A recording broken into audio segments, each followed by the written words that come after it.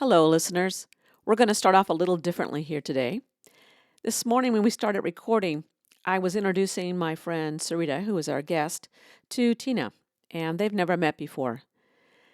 And then Tina saw the setting where Sarita was, and they had to stop and have a conversation. I mean, Tina couldn't even talk. She was so overwhelmed by what she saw. So we're going to pick it up right in the mid conversation, which thankfully I had started recording. So here we go.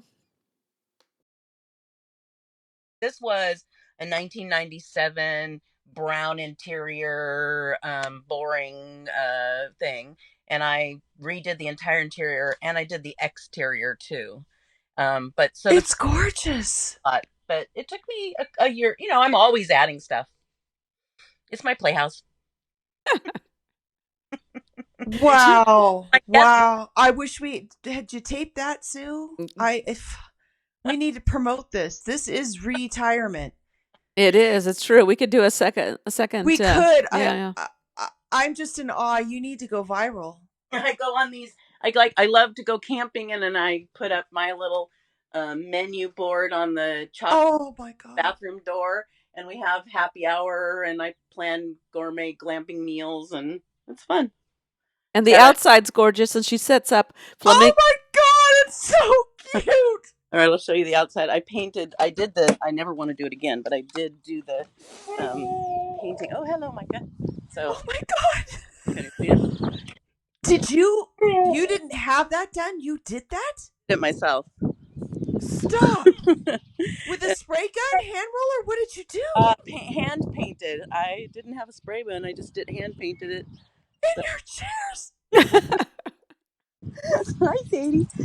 Where are you? Where is this located? Well, I live half a year in Washington on the Olympic Peninsula. So this is Port Townsend, Washington, and I made it all in Woodland, but too hot in Woodland.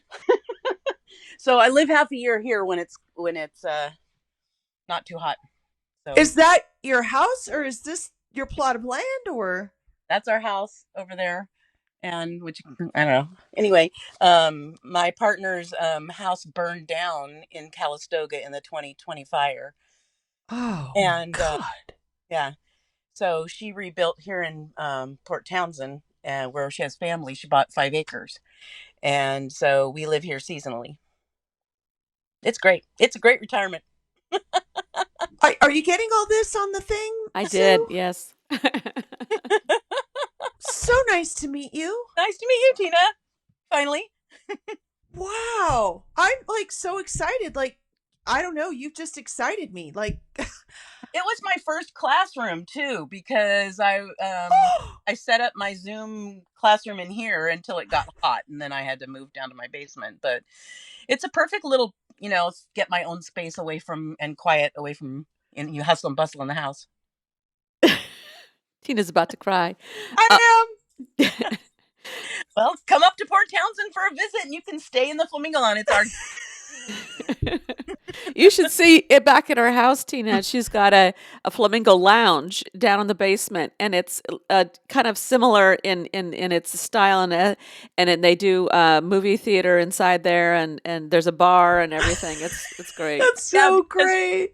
I moved the lounge, this one, house in Woodland. I was like, I'm gonna miss it, and Claudia said, well, why don't we make a bar downstairs and call it the Flamingo Club? And so we've kind of got a brand now. And it's all vintage stuff, or at least. But you've done it just with extreme classiness. Thank you. You know what I mean? Because sometimes it could be the tipping point. This is like elegant, fun, but it's not over. To me, it's like gold star. This is gold star, 10 out of 10. When I like to be, over the top, and I like to be colorful, and I like all that stuff. But I always have in mind that the Drew Carey show. Remember Mimi on the Drew Carey show? Like, so I don't want to be over the top that way. Okay. Like, I don't want to be bright colors and, vintage or whatever, to a point where you want to vomit. And it's not. You did it. Like, you did it. You did it exactly right. And it is like, because it's such a theme, it's really an escape. I mean, Yeah. I see how this is an escape and how it's like therapy. It's like being on a mini Oh, adventure it's really a right happy. there. Yep, it is. And when we take it out, of course, lots of people stop by with their cameras and knock. Yes. Oh my Sometimes on God. the door at 9 o'clock at night. Can we come in and see?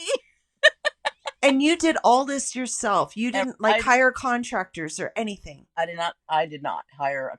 I wanted to get a vintage one, but when I was shopping for them, I found out that either they were trash and you Yeah. had like restorative work, which I only do aesthetic, I'm so um, with you. or you had to pay a lot of money for someone else had already done that. So I thought, well, I'll just get a semi vintage one and turn it into what I want it to be. Wow. So it's fun. It Wow. became a lot more than I thought it was going to be. I mean, I was just looking for something to take out on the road and to maybe, make a little style that I like. And then it just turned into my happy place, my playhouse, my guest room, my everything. And there's a whole culture of people who are out there with, turning their little camper into, it's kind of caravanning, kind of traveler style. I love it. This is the essence, the epitome of retirement. This It is like everything that we feel we wanted to go with in this podcast. Like, you were the essence. Sue really gave me no, except that she adores you and likes you. I had no idea what we were in for today, except that some of the things that we're going to go into, if we can, I commiserate with. Yeah. Yeah. It really is. I miss it when I'm not around, like you miss a pet, it's like my little, Yeah. and it's good. And It's your baby. It is a baby. You created it. This is your gestational product. yeah. Well, and like with children and like with retirement, you don't really know what you're getting yourself into when you first start, and it sort of takes on a life of its own and hopefully a happy life. And this has been one of the happy parts of my retirement, that I just get to play in here whenever I want to. And I try to use this mantra every day. I don't if I don't want to do it, I don't have to anymore. Like, Right. that's my favorite thing about retirement. I mean, of course there are things that I have to do, of course, but there are so many things that I can go, no, I don't want to babysit that child for more than an hour. I don't have to. You know what? Again, I think that's exactly where we're at in this life, right? Mm-hmm. Where I think that we get calmer, stronger, more sure of what we want and what we don't want, and what we'll tolerate and what we don't tolerate. And I totally get what you're saying. Like, I can do this for an hour and I will still be happy to do it for an hour. And every second after that, no. And that word has always been a challenge for me. So I think at this stage in life, I am learning like no is a beautiful thing. Sometimes it's really hard to say, but it's a beautiful word. Or at least not now. Oh, I like that.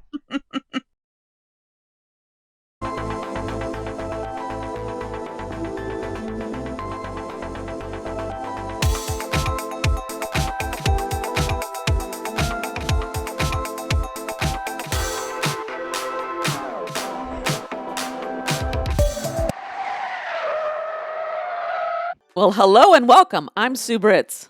And I'm Tina Lokkbakk. Welcome to Retirement. To retirement. That's not the name of our show. Welcome to Retired. It's the podcast where we talk about what life is like when we put on new tread, new wheels that move us to our next adventure. And I'm so excited to introduce you again, Tina, to my friend Sarita. Sarita is joining us a long distance. We're all in different parts along this beautiful coast, the West Coast, and connected via FaceTime? FaceTime. All right, very good. So Sarita is... I've known her for I don't know how many years now, but we used to teach not together at the same school, but we taught in the same school district, along the same district you taught in. And she was a science teacher, which for those of you who are listening, if you don't know, our science prep in elementary school the kids go out for, an hour, 50-minute period or whatever, and go to a science lab. So her specialty was science. And she had the grace of retiring. Sarita, welcome to our show. Thank you very much. It's great to be here. How long ago did you retire? Let's see. It was 2021, so about 4 years ago, almost 5. Yeah. Okay. So you were a year after me. All right. And same as me. Okay. Yeah. It was that after the pandemic thing, well, having my last year of teaching being the pandemic year almost killed me. Yep. Did you retire because of the pandemic, or was this a planned thing? It was a planned thing. In fact, I called the retirement system when we found out we were on lockdown and what was going to happen, to find out if I could retire a year early. And it was just going to make too much of a monthly difference on my income. And so I couldn't. And I actually have a master's degree in technology, but the learning curve for using all that technology and the classroom in that way literally had me crying till my nose bled on the floor. I mean, it was a killer, and I wanted to leave. But in the end, I was glad I stuck through it. And I wish that it had happened 10 years earlier in my career, because I learned a lot of things that I could have used in the classroom. Yeah. Yeah. I think a lot of people report the same kind of thing. I mean, getting through that, but you're having the ability to already having the knowledge of how to use technology and so forth. And then the ability to apply that. We were always complaining about wanting to be in the 21st century with regards to technology while we were teaching. So that was kind of cool. But so you retired and started Oh, doing. wait, can I back up? Absolutely. Can we back it up just Yes. a little bit? Okay. Go ahead.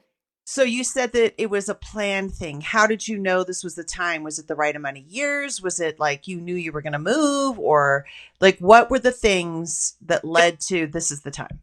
I would maximized my amount of retirement. So at the time, 31 years in the retirement system full time, but I actually had taught 39 years because I was part time in a private school when I started. There were no jobs when I started in the mid 80s.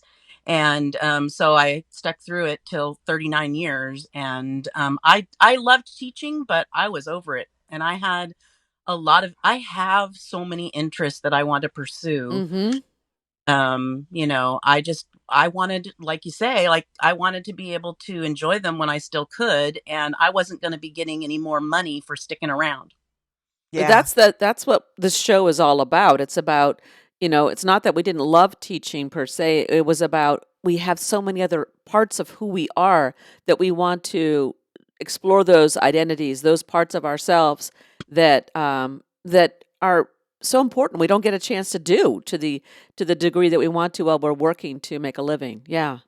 Right after I retired, one of my fellow retirees said to me, "I'm having such a hard time finding my purpose now." And I said, "Oh my God, girl, Yeah. your purpose is you. My purpose is me. I have been everybody else's purpose for my entire career for 40 years. Not, my children, my students, I adored them all. But I'm tired of putting myself on the back seat, and I want to be in the front seat finally. Okay, And I so want to be entitled to that." yes, absolutely. This is you go, girl. This is what we're all about here. This is exactly like you just spoke on behalf of, I think, both Sue and myself, and probably every other teacher too. Well, Right. and yet not, because like she was describing, some people define themselves by that job and they don't have another part of themselves that they need to explore or they want to explore.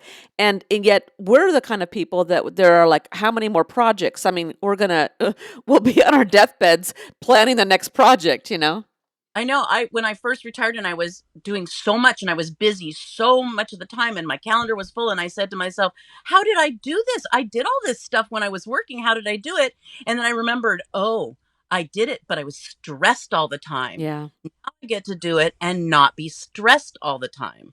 Yeah. Yeah. It's like taking yourself out of emergency mode. Yeah, I feel like it was always emergency mode until we crashed during vacations. Mm-hmm. And then I didn't have the energy to do anything really creative. That was just travel, and then it was just like drool out of the side of my mouth. And then, of course, the creativity kicked back in when you had enough rest, and then you'd start planning for the next year during your vacation. Okay, Exactly. so let me just interject here though. Did we ever really have a vacation? Because I'm sorry, a I don't think vacation so. means that you're working and you are paid for the time that you're gone. Teachers do not receive vacations. They have time that they are unemployed. We work on a contract based on the days of instruction, period. We don't get summer vacation. We get summer unemployed. We national holidays. We are not paid for those. So Right. just to clarify, we know what No. we mean by vacation, I but think yeah. I was so grateful to have money and spread over a 12-month period that I don't see it and didn't see it the way you're saying it. But I see what you are saying. I totally Our- felt it. I taught when on my first year of teaching. Like I said, there were no jobs in the public schools, and I got hired in a private school, and it was a 10-month contract. There was no money when it was over. I made $1,000 a month in a private. God, yeah. $1,000 a month, and every piece of paper I used in my classroom, every piece art project, I paid out of my own pocket because there were Wow. eyes at that school. There was nothing, but there were no jobs, so I was just grateful to have one. Yeah. Yeah. Out of my 30 student teachers in my cohort, only 3 of us had jobs in September. It says everything, doesn't it? Yeah. Whew. All right, let's take a break. And when we come back, we're going to talk about why Sarita is in this moment. Are we talking to her? Because something special happened just recently.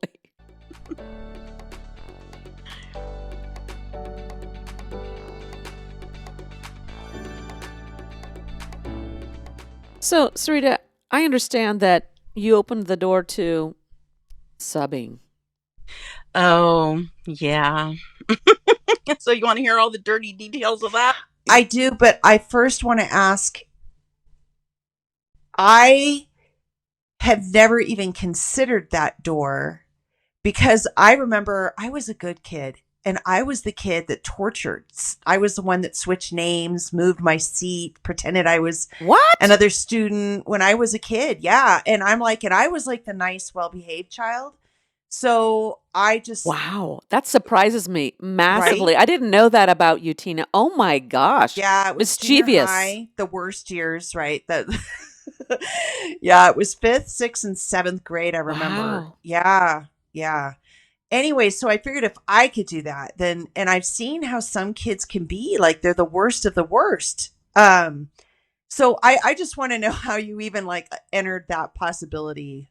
Well, I had no intention of going in and subbing, although I did have always know that if I got in financial straits, I had that as a backup because I'm one of the few people that has a life credential. And so I don't have to keep my credential up. It's there till I die. So I knew that it was always going to be a possibility and I could get some money. And since the pandemic, it's pretty, I don't want to say decent money, but it's better than what it used to be. So anyway, I had no intention, but I just went through a really nasty divorce, which left me with a chunk of my retirement being taken out, and which is another story for another time. And I that I taught at, and the science teacher who took over part of what I was teaching before could not finish the year, and they begged me to come back. I would be teaching the classes that I taught in the same building next door to the classroom that I taught in with my beloved colleague that I trained, teaching the lessons that I wrote myself. Okay, this is a different situation. And my granddaughter was in one of the classes. And I never got to teach my granddaughter. And so I kind of couldn't say no. So they wanted me to stay through June, and I intended to change my plan for when I would come up to Washington for my summer year months to do that. And I went in and did it. Well, But hold it, we're not even June yet, and you're up in Washington. So what happened? It was this year.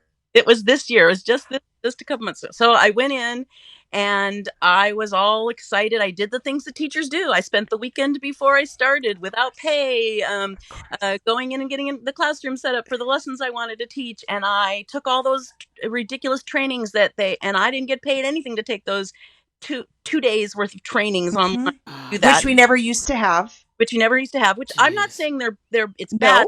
Trained in. It's just that it's 2 more days of work. it's a lot.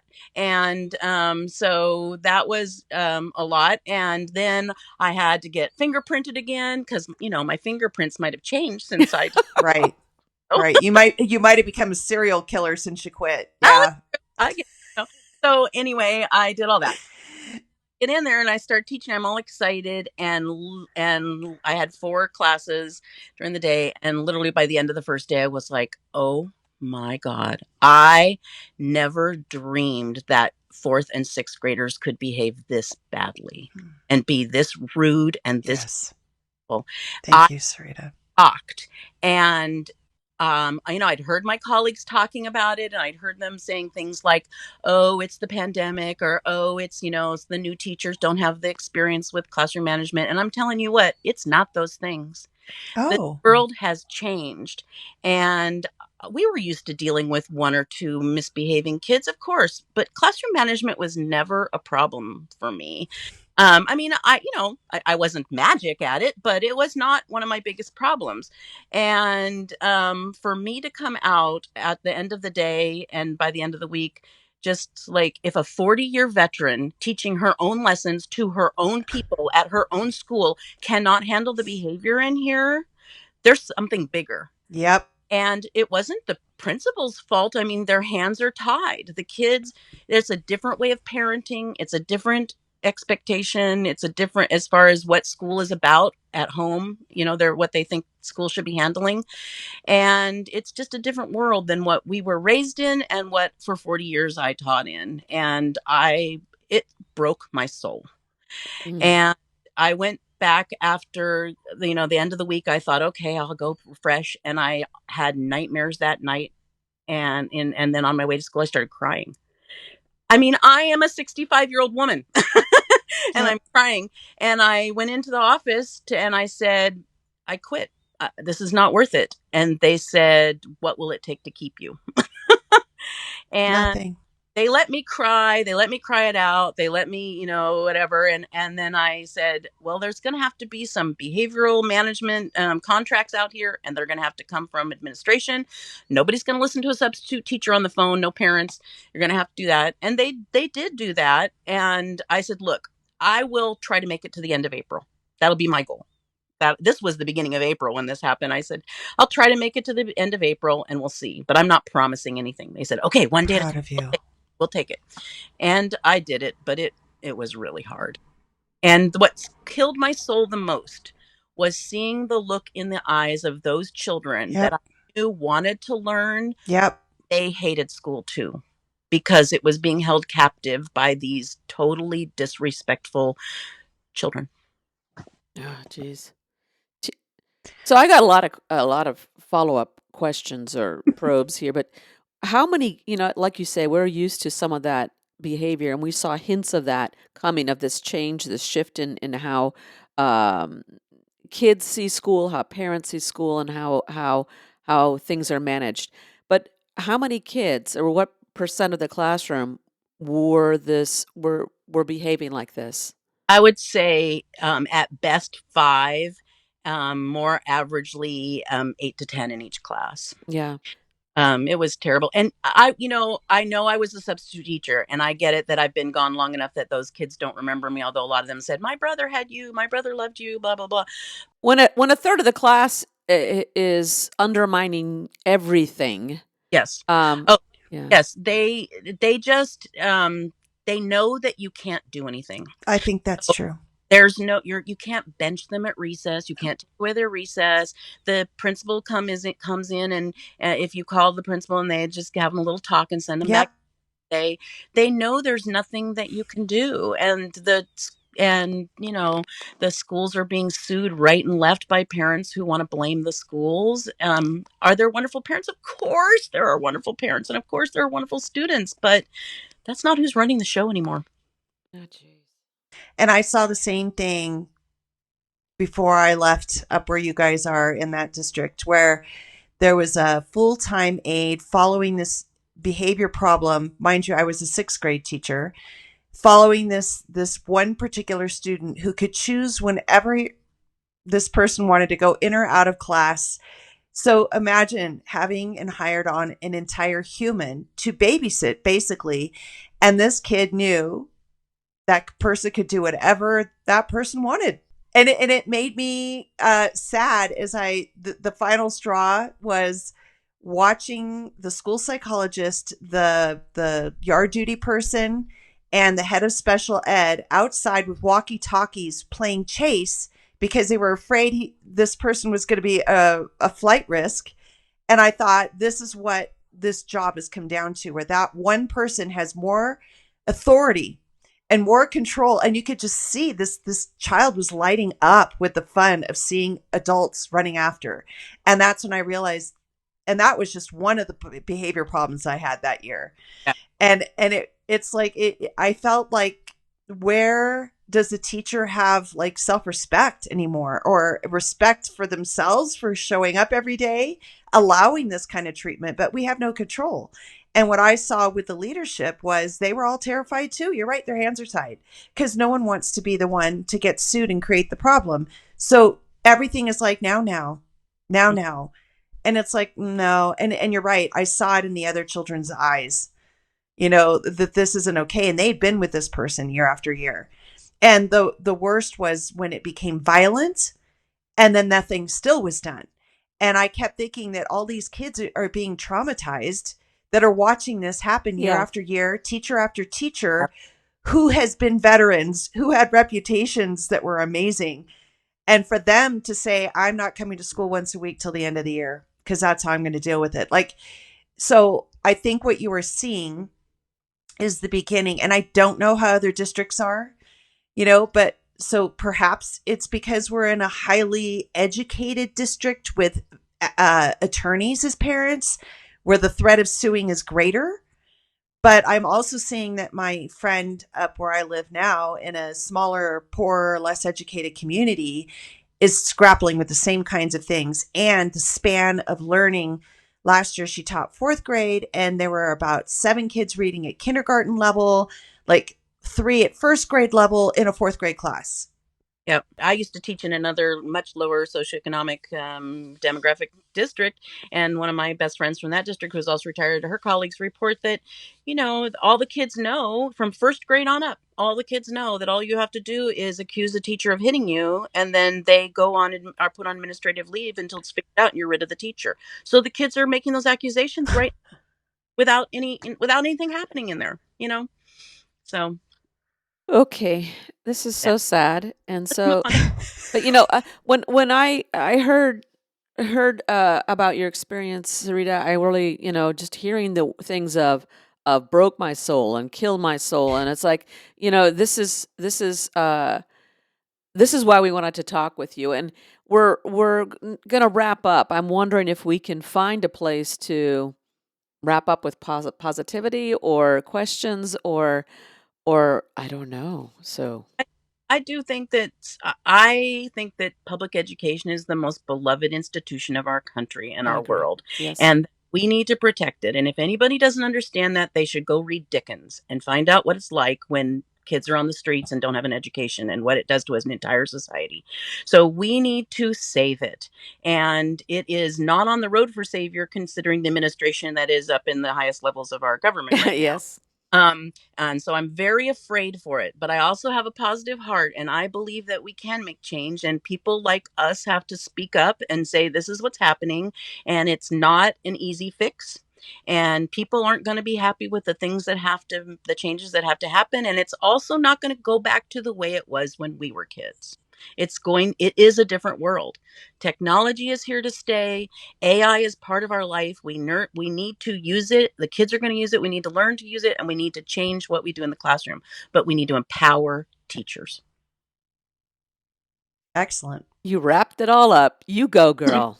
Thank you so much for being here today, Sarita. It's been great. My pleasure. Very fun. And I really enjoyed the podcast, and I'm looking forward to continuing. Nice meeting you too. Good meeting you, Tina. Hope we see each other again. Oh, I'm sure we will.